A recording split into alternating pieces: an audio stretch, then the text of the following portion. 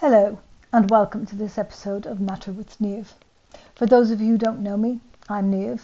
I'm a women's confidence coach, and I help women regain their confidence, women who have felt lost through relationship or having children or careers, find themselves again through meditation and journaling, as well as coaching. And today, I wanted to talk to you about courage.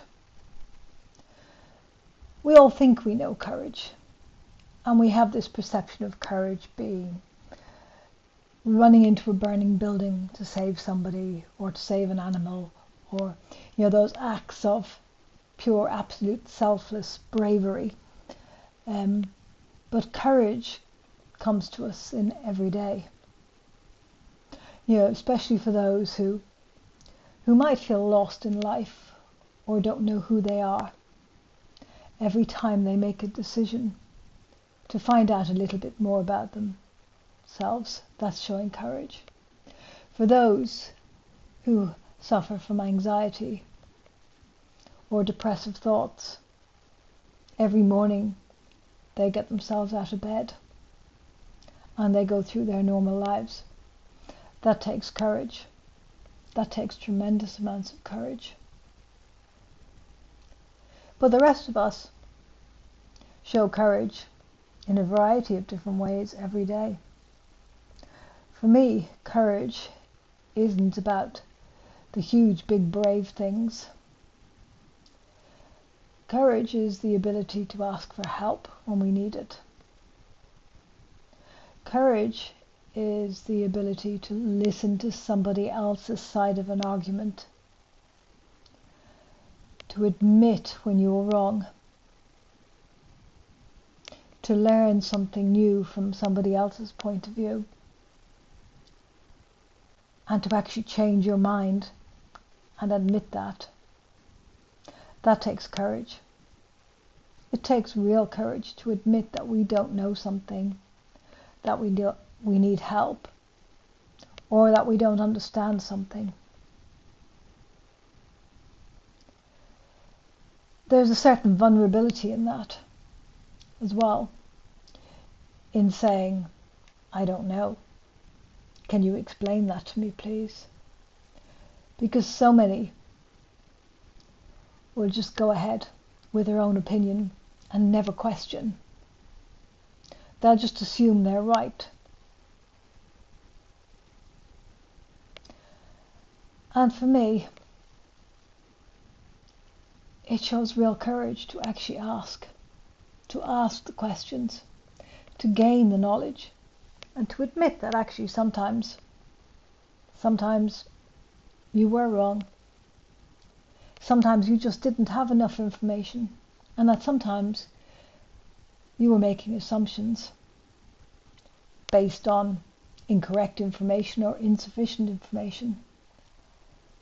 And that's fine, that's okay, we're human, but it takes courage to admit it.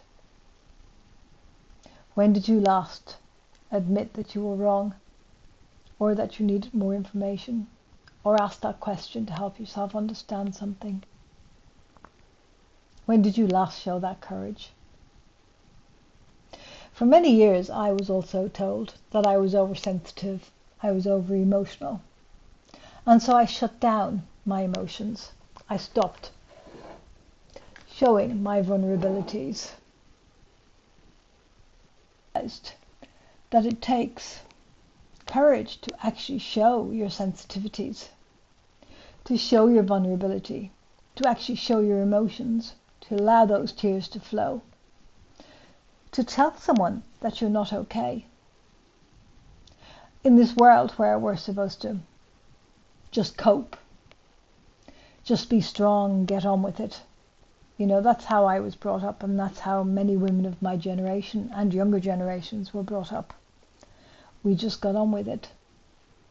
We were strong. And in my last episode on resilience, I spoke about this as well. That resilience is not just pushing through. It's also knowing when to rest and retreat. And being resilient takes courage as well. It takes courage to sometimes keep going It takes courage to know when to stop, to rest, to say, I've had enough. It takes courage to let others know when they've hurt you. It takes courage to stand up for yourself and to say, no, I'm not doing this. I don't want to. And sometimes it can take real courage to turn down an invitation because you need something else. And I'm going to leave you with that today. This is a short episode, but I want to leave you with the idea that courage is not the big brave things, the huge things. It's the little things we do every day for ourselves that honour ourselves too. Especially those of us who were brought up to put everyone else first. Honouring yourself takes real, true courage. Do let me know in the comments what you think, what your definition of courage is. I would love to hear from you. If you enjoyed this episode, please like, subscribe, follow, and share it.